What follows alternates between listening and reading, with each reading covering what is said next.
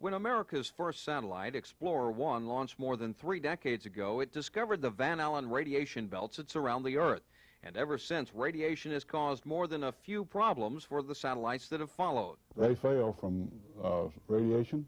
That's one of the primary failures we have. We have a lot of problems in having to go back and reprogram spacecraft because of radiation hits.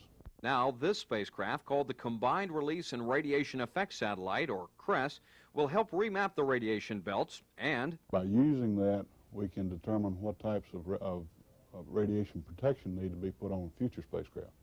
Future spacecraft will also benefit from new solar power panels being tested aboard CRRES.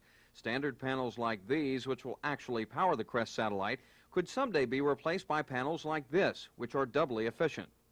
CRRES will also light up the sky with a year-long series of experiments that will focus in on energy generated by solar storms, energy that can disrupt radio transmissions and power supplies here on Earth. Flying in egg-shaped orbit, CRRES will release chemical tracers into both the ionosphere and the magnetosphere. It will be like painting magnetic field lines in space so that they're visible from the ground. These will be closely examined using ground-based telescopes and special aircraft. And one of the aims of CRRES is to do specific experiments in the space surrounding Earth to study how these disturbances propagate, how they grow and decay, with an idea toward being able to predict in the future when these disturbances will occur and how large they will be.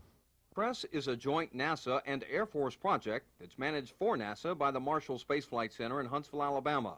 An Atlas Centaur rocket will launch CRRES with its 20 scientific instruments and 24 canisters filled with chemical tracers.